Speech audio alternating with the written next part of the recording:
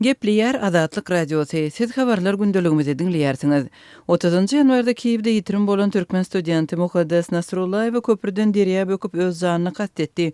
Ukrainadaky türkmen diasporasynyň ýolbaşçysy Aklawçy Rowşanbek Rozmetowyň maglumatyna görä, Mukaddas Ukrainada galmagy üçin ruhsatyň uzatylmagyna zerur bolan dokumenti okan ýokary huzaýynda alyp bilmän soň öz janyny gatdedipdir. Rowşanbek Rozmetow 18 ýaşly student gyzyň ýitirim bolmagy bilen baglylykda onuň maşgalatynyň kömek sorap özüne ýüz tutuly bäri öz derňegini geçirýänligini Azatlyk Radiosyna görüň berdi. Rozmetow 19 fevralda Azatlyk Radiosu bilen söhbetdeşliginde Mukaddas Nasrullaýewaň köprüden aşak bökmeginiň köprüde berkidilen video kameralara düşürilenligini we bu video ýazgylary özüniň görenligini aýtdy. Emma student gyzyň jesediniň tapylmanlygyny belledi. Nasrullaýewaň gözlenýänligi baradaky habar ilkinji ýa-da 13 fevralda Kiýew polisiýasy tarapyndan ýaýradylypdy. Şonda onuň soňky ýa-da 30 ýanwarda akşam saat 17:07-de Politehnik institut metro stansiýasynda görülenligi aýdyldy. Emma ýa-ni onuň Dnepr metro stansiýasynda çykyp, ol ýerden Paton köprüsine çenli piýada ýörep, köprüden derýä özüni oklanlygy habar berildi. Ukrainanyň habar agentliklerine görä Kiýew şäheriniň prokuraturasy Mukaddas Nasrullaýewaň işiniň kwalifikasiýasyny üýtgedip, onuň adamy bir katlaýyn öldürmek maddasynyň adamy öz janyny gastetmäge itermek maddasyna çalyşypdyr. Maddanyň kwalifikasiýasyny üýtgetdiler. Men suwtdan öňki derňewleriň jekmejek geçirilmegini we ýokary huzaýynyň daşary işler boýunça dekanatynyň hereketlerine kanun esasında baha berilmegini gazanaryn diýip Rowşanbek Rozmetow aýtdy. Добиваться того, чтобы органы досудебного расследования тщательно исследовали самоубийство и дали правовую оценку действиям руководства деканата по работе с иностранными студентами.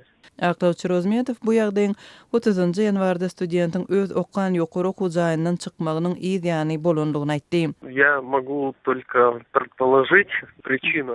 Men bu ýagdaýyň sebäbini diňe çaklap bilýärin. Bu ýagdaýa Bogomolets sadandaky Milli Medisina Universitetining dekanynyň ornbasary bilen söhbetdeşlik sebäp boldy. Edil şol gürrüňdeşlikden soň ol göne betbagtçylygyň bolan ýerine bardy diýip Rozmetow Azatlyk Radiosyna aýtdy. И после этого разговора она целеустремленно поехала и прыгнула с моста. Şol söhbetdeşligiň mazmunynyň jekmejekleri student gyzyň aklawçysyna, garyndaşlaryna we hotsarlaryna nämälim galýar. Rozmetowyň söýlerine görä Mukaddas Nasrullaýewaň möhleti dolan wizasy bilen bagly problema alada goýardy. Kiýewiň Bogomolets sadandaky Milli Medisina Universitetiniň 30-njy ýanwarda ýitirim bolan studentiniň Ukrain wizasynyň tamamlananlygy, emma ýurtda galmak üçin wagtlaýyn ruhsat almak üçin oňa okan ýerinden degişli dokumentin gerek bolanlygy habar berilipdi. Ukrainanyň käbir media serişdeleri dören meselelerini çözmegiň ýokary huzaýynyň daşary ýurtly studentler bilen işleşmek boýunça dekanynyň ornbasary Tatyana Timohinanyň jogapkärçiliginde bolanlygyny habar berdi. Student gyzyň Okan Universitetiniň ýolbaşçylygy Nasrullaýewaň hadisadan öň okuwdan çykarlandygyny aýdýar. Bogomolets sadandaky Milli Medisina Universitetiniň resmi web-saýtynda 19 fevralda çap bolan beýanatda student gyzyň wizasynyň möhletiniň dekabrda gutaranlygy şu sebäpden onuň okuwdan çykarlandygy aýdylýar. Gynansak Mukaddas Milli Medisina Universitetiniň migrasiýon kanuny bozanlygy üçin çykaryldy. Onuň wizasynyň möhleti 17 dekabrda doldy. Şol wagtda çenli Nasrullaýew ruhsatyny düzeltmedi we täze wizany almak üçin Türkmenistana gitmedi. Aklawçy Rozmetow Mukaddasyň ýokary huzaýyndan çykarlandygy hakynda onuň garyndaşlarynyň we hotsarlarynyň diňe ýakyn günlerde universitetiň ýolbaşçylaryndan ilkinji gedek eşidip galandygyny belledi. Azatlygy line ulgamynda Goşmak 420 773 797 383 telefon belgisi arkaly tapyp bilersiňiz. Biziň bilen habarlaşyp maglumatlary, suratlary we videolary ugradyň. Şahsiýetiniz dogry gizlilikde saklanar. Goşmak 420 773 797 383.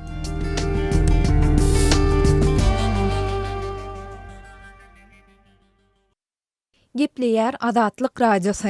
Habarlar günneligi gepleşigimizde men Sehra dowam etdirýärin.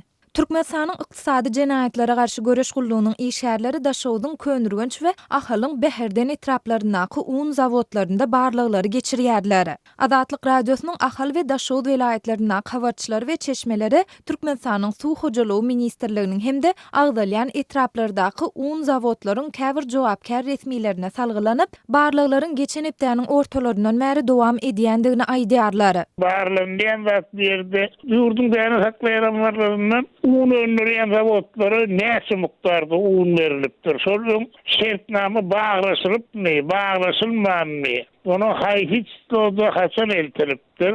Önlerilen un hayfi vilayetin azdırar cemiyetlerine uğradılıptır.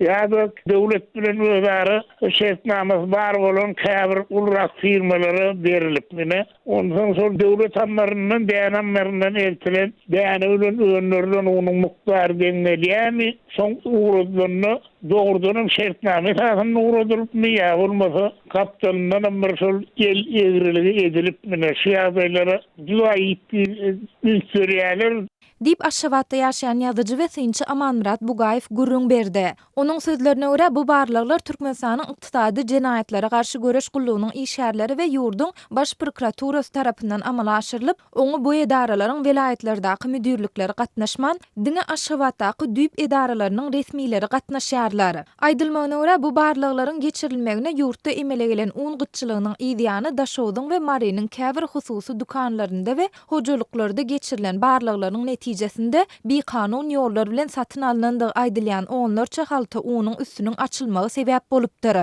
Şol uğurlar bir aksus dukanlarda değil hatta belli öýlerde satylýan haratlarynyň da ýüzeskarlarlygyny aýdýarlar. Sonra käbir öýlerden 15 haltadan 30 halta çelli un tapylyp şolaryň halka has kymmat ýokary bahadan satmak üçin eltilen uny aýtdylar. Dip Bugaýew bellidi. Şeýle-de häzirki wagt barlyklaryň dowam edýändigini we ýagdaýlaryň derňelip aktlaşdyrylýandygyny, agdalýan zawodlaryň adynyň efirde agdalmalygyny soran käbir jogapkär resmiler aýtdylar. Ýokarda gurrun edilen meseleler dogrusunda Adatlyk radiosynyň Türkmenistanyň ykdysady jenaýatlary garşy göreş gullugy we ýurdun baş prokuraturasy bilen habarlaşyp, kommentari almak synanşyklary başa barmady. Ýöne bu maglumatlar daşowdyň Ruhy Welent etrap häkimliginiň regionda indi geçen ýylyň 2-nji ýarymyndan bäri dowam edýän un gytçylygyna täze çöýgüt tapmagyň aladasyny edýändigi baradaky habarlardan bir hepde çemesi wagt soňa gawat geldi. Bu täze çöýgüt guruply ýa-da özüni oňarýan adamlaryň öýlerinde barlyk geçirip, maşgala agdalarynyň alada edip köpräkden alyp goýan unlaryny konfiskasiýa etmegi öz üçin alýar diýip adynyň efirde agdalmadygyny soran daşowdly çeşmämiz 12-nji fevralda habar beripdi. Adatlyň ýene bir çeşmesi bolsa dukanlarda satylýan unyň hem norma esasynda ýagny maşgaladaky adam sanyny nazarda tutmak bilen goý berilmeli edilendigini tasdiklaýar. Maşgaladaky her adam başyna aýda 5 kilogram un satylmaly edildi diýip ol Adatlyk radiosy bilen söhbetdeşlikde aýtdy. Adatlyk radiosynyň Türkmenistan baradaky iň soňky we täze maglumatlaryny howpsuz ýagdaýda öz mobil telefonuňyzda okumak isleýäňizmi? Onu Adatlyň Telegram sosial ulgamynyň sahypasyna ýazylaň. Bizi gözlegi bölümine Adatlyk radiosu ýazyp tap bilersiňiz. Biz bilen Telegram arkaly ýagny goşmak belgisi 420 724 168 983 we goşmak belgisi 420 773 797 383 telefon belgileri bilen habarlaşyň. Biz siziň şahsiýetiňiziň gizlin saklanjakdygyna kepillik etýäris. Gepleýär Adatlyk radiosu efirde siz bilen men Sultan Açyl we gepleşiklerimiz dowam etdirýäris. Ozal 2018-nji ýylyň ýanwar aýyndan 4 manat 40 teňäçe ýokarlandyrylan ölçegi 1 litr bolan ahal ýagynyň fevral aýynyň başyndan ýene-de 3 manat 40 teňäçe arzaladyldy. Emma Aşgabatly ýaşaýjylaryň aýtmaklaryna görä, döwlete degişli ady garytlar dukanlarynda dukanyň satyjylary tarapyndan emeli gytçylygyň döredilýändigi aýdylýar. Adatlyk radiosynyň habarçysy bilen töhbetdeş bolan Aşgabatly ýaşaýjynyň aýtmagyna görä, şeýle emeli gytçylyk Aşgabat şäheriniň 30-njy kiçe trapçatynyň çäginde ýerleşen Arçavil adyk dukanda her gün diýen ýaly ýüz berýär. Uly ýük maşynlary ahal ýagyny her gün diýen ýaly dukana alyp gelýärler. Ahal ýagy dukanyň ýeňke tarapynda düşürilip, bol dukanyň ambaryna salynýar. Töwda tekçelerine 20-30 gap ahal ýagy goýulýar. Oňa garaşyp duran alyjylar onu desine alyp gutarýarlar. Giýjirak galan alyja ahal ýagy ýetmeýär. Yük maşyna ahal ýagyny düşürip gidenden soňra bolsa bir tellemden ambara salynan ýaglary hususy dukan eýleri gelip maşyna ýüklep alyp gidýärler. Netijede 3 manat 40 teňe bahasy bolan 1 litrlik ahal ýagy hususy dukanlarda 6-7 manatdan satylýar diýip bu edenetdilikleriň her gün şaýady bolýan öz adynyň efirde tutulmalygyny toran ýaşaýjy aýdýar. Ýaşaýjynyň aýtmany görä döwlet dukanynyň tekçelerinde goýulan ahal ýagyny satyn almak isleýän alyjylara ol 2 hapdan berilýär we onuň ýany bilen bahasy 80 teňe bolan Banago atly yarım litrlik arasalanan agy suwunyň bahasyny hem 1 manata çel ýokarandyryp goşup berýärler. Ýa bolmasa bahasy 1 manat 50 teňe bolan 20 gramlyk gaplanan Makkofe atly kofe içkisi goşulyp berilýär. Banago agy suwuny ýa Makkofe atly kofe içkisini almadyk alyja ahal ýagy hem berilmeýär. Gypçak owasynyň ahal ýagyny satyn almagy elen bir pensioner aýala satyjy ahal ýagyny bermän, sen düýün hem gelip ahal ýagyny satyn alyp gitdiň. Bugun sana ýag ýok, dukanyň çyk diýip onu iteklep dukanyň çykarypdyr. Ol ýaşul aýal maşgalatynyň uludygyny, özüniň ahal ýagyny satyn almak üçin ýürüýte Gypçak owasynyň gelýändigini aýdyp satyjy aýal barda da peýda bermändir. Men özüme berilen 2 gap ahal ýagyny daşaryk çykyp ol aýala berdim. Özüm erte berun gelip alaýarym diýip pikirlendim. Ol ýaşul aýala dözmedim diýip ýaşaýjy sözüne goşýar. Türkmenistanyň adyk asosiasiýasyna degişli Towgat atlandyrylan dukanda bolsa dukanyň içinde dörýän ahal ýagynyň nowatlaryny ýa dukanyň içinden beýleki gerek haritlaryny almaga ýol hem tapylanok. Kassadaky nowatlara hem bir näçe wagtlap durmaly bolýardyň diýip Aşgabatly öýbekede hurma aýdýar. Hurmanyň sözlerine görä Towgat dukanynda ahal ýagynyň üstüne geçmeýän haritlary goşup bermek düzgünü beýedilipdir. Şol sebäpli ol ýere alyjy köp barýar. Näme sebäpden bir dukanda ahal ýagynyň üstüne geçmeýän haritlary goşup satmaga satyjylara ýar berilýär. Beýleki bir dukanda bolsa bu düzgün ýatyrylypdyr. Bu zatlar gödäwçiligiň ýoklugynyň gelip çykýar diýip hurma sözüne goşýar. Ýylyň başynda ýokarlandyrylan ahal ýagynyň bahasy uzalky wagtna getirilen bolsa da beýleki adyk önümlerinde bahalaryň ýokarlanýandygyny hem ýaşaýjylar aýdýarlar. Gaplanan ölçegi 100 gram bolan günawa garçygy uzal 1 manatdy. Ol häzir 1 manat 50 teňe boldy. Uzal 5 manatlyk şekeriň 1 kilosu 6 manat çel ýokarlandy. Islendik adyk önümleriniň bahasy döwlet dukanlarynda hem günde üýtgäpdir. Bahalar döwlet gödäwçiliginden düşdi diýip ýaşaýjylar berenýärler. Bu ýerlerinde ýüz berýän uňgyçylyk paýtatda ödeýän duýulmasa da elde satylýan çörekleriň möçleriniň ozalkydan ýarpyk çeldilendigini, daşary ýurtlardan gelýän alma mandarynyň, portakal, banan ýaly gök önümleriň bahalarynyň has ýokarlanýandygyna ýaşaýjylar ünte çekýärler. Öz sewitingizde bolýan wakalar barada adatlyga maglumat bermek isleseňiz, biziň Facebook hasabymyza ýazyň. Bizi gözlegi bölümine Azatlyk Radiosu ýazyp tap bilersiňiz. Siz suratlaryňyzy we videolaryňyzy hem ýollap bilersiňiz. Azatlyk siziň şahsiýetiniňizi gizlinlikde saklar. Siz bolan wakalar barada maglumat beriň, biz hem habar bereriz.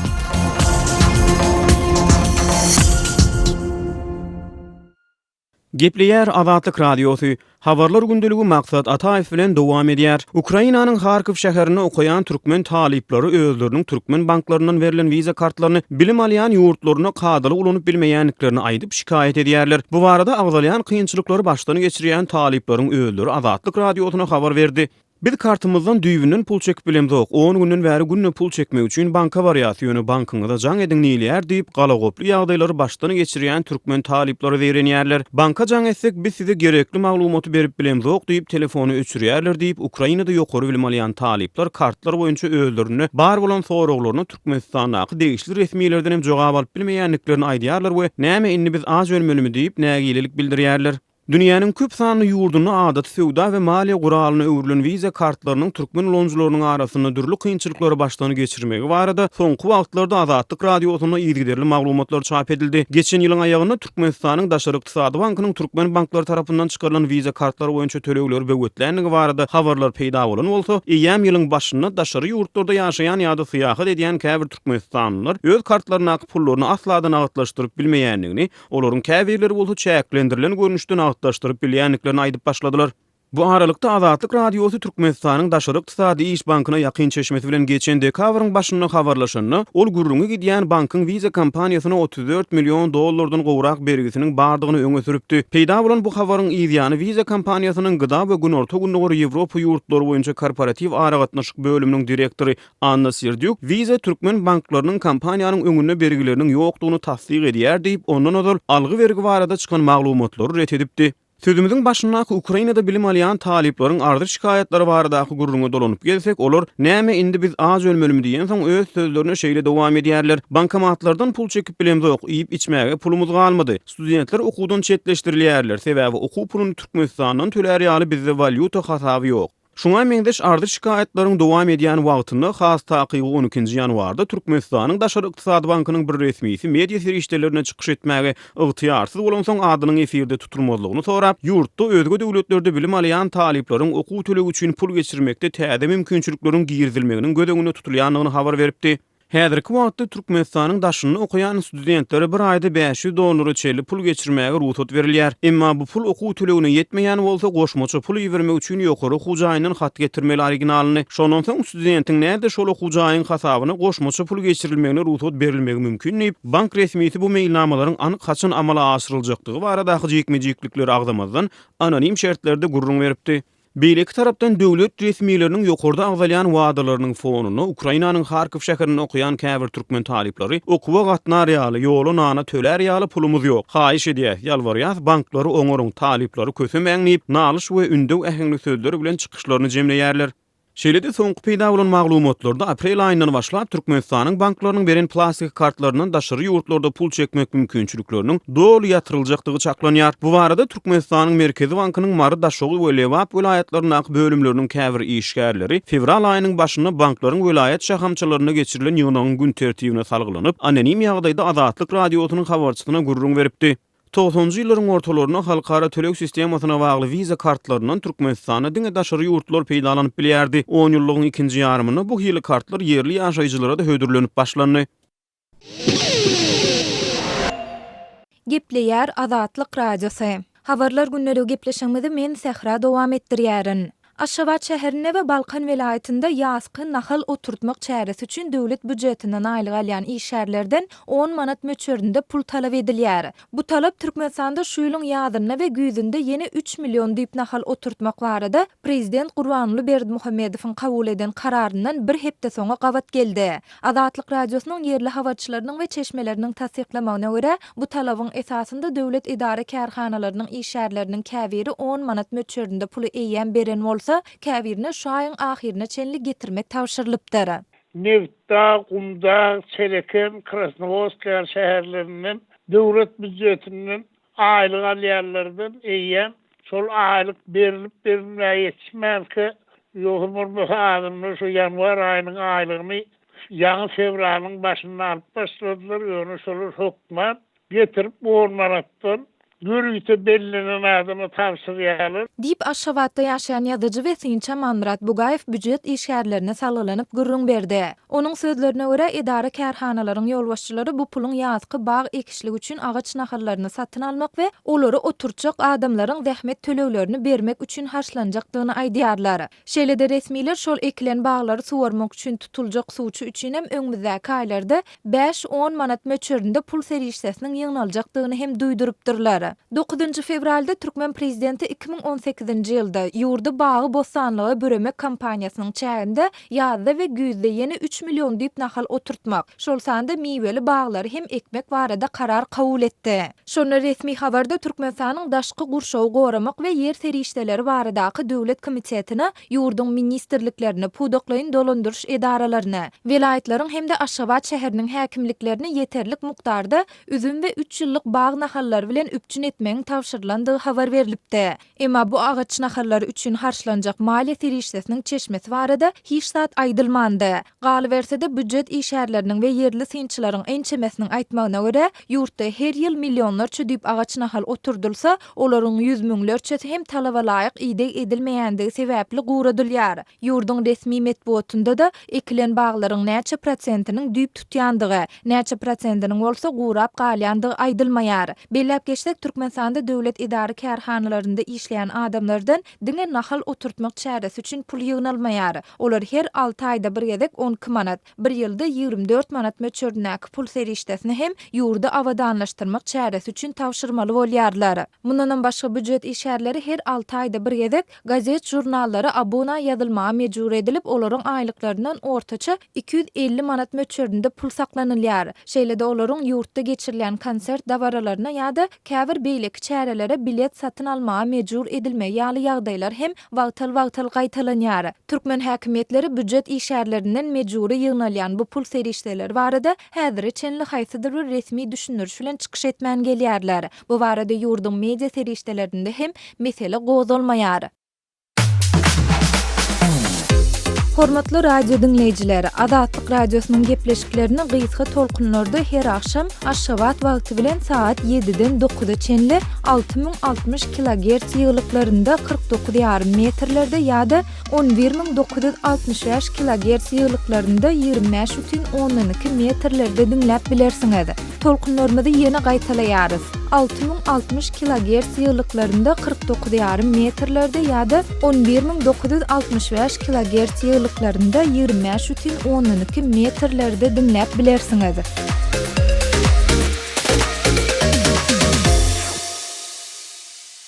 Gepleýär Azatlyk radiosu. Habarlar gündeligini halkara temasyndan dowam etdirýär. Eferde siz bilen men Araz Perwiş. Birleşen Ştatlaryň döwlet sekretary Rex Tillersonyň aýtmanyna görä, Amerika orsiýetli şahsiýetleriň garşysyna goşmaça sanksiýa giyirmek meselesine garaýar. Muňa sebäp bolan administrasiýanyň Moskwanyň garşysyna giýilen çäklendirmeleri güýçlendirjek kanuny amala aşyrmak işini giýjikdirmek üçin iki partiýa tarapyndan tanqid astyna düşenligi. Tillerson 18 fevralda CBS telekanalyna beren interwýusynda biz kabul edilen kanun boýunça görülen çäreler bilen orsiýetin ençeme harby sewdasynyň öňüne aldyk dedi. Ol soňra hem şeýle-de mümkin sanksiýalar üçin goşmaça şahsiýetler hakda barlyk alyp barýar diýip sözüniň üstüne goşdy. Kongres Amerikanyň garşydaşlaryna garşy sanksiýalar bilen iş alyp barmak baradaky kanuny goldap ses bermek bilen häzirki sanksiýalary berkitdi. Şeýle-de administrasiýany bulary ýatyrmak bilen halatynda Kongresden ruhsat almaly etdi. Prezidenti kampaniýasynda Moskwa bilen bolan gatnaşyklary güýçlendirmegi wada eden Donald Trump bu taslama meýillik bilen gol çeken soň ol kanuny ewrildi. Ýöne çäreler 1-nji oktyabr diýip belenen möhletden öň ýola goýulmady. 14 fevralda bir dinlenşikde Amerikanyň gazda sekretary Steven Mnuchin Senatyň Maliýe Komitetine Moskwanyň 2016-njy ýylda Amerikada geçen prezidentlik saýlawlaryna garşandygy üçin özüniň gurply orsiýetleriň garşysyna täze sanksiýalary girjekdigini aýtdy. Kreml saýlawlara garşandygyny inkar edýär. Mnuchin biz bu sanksiýalaryň üstünde aktiw iş alyp barýar. Siz oňa ýakyn geljekde garaşyp bilersiňiz diýdi. Tillerson beren interwýusynda Orsiýet tarapdan goldalýan prezident Beşar al-Asadyň hökümeti Amerika tarapdan goldalýan gozgolçylaryň garşysyna himiki ýarag ulanypdyr diýilýän gürrüňler hakda hem maglumat berdi. Ol bu dogry, biz bulary aýtdyk. Sebäbi biziň pikirimizçe Orsiýet bu barada aýratyn jogapkärçilik çeker. Sebäbi olar himiki ýaraglaryň dargadylmagyny, olaryň ýok edilmegini öz üstlerine aldylar diýdi. Meniň pikirimçe Birleşen Ştatlaryň öňki administrasiýasy bilen aralykdaky ýeketek tafawut onuň netijeleri. Prezident Trump munyň netijeleriniň boljokdygyny eýýäm aýan etdi. Xlorly hüjümler üçin harby hereket mümkinmi diýip berilen soraga Tillerson biz haýsem bolsa bir konfliktde himiki ýaraglar adaty we kadyllarda öwrülmeli diýen talabymyzda bir dur diýip jogap berdi. Hormatly dinleyijiler, şunuň bilen habarlar günneligi gepleşigimizi geçirip utarýar. Saatlar ketmeden soň programmamyzy gaýtadan ýazgyda dinläp bilersiňiz.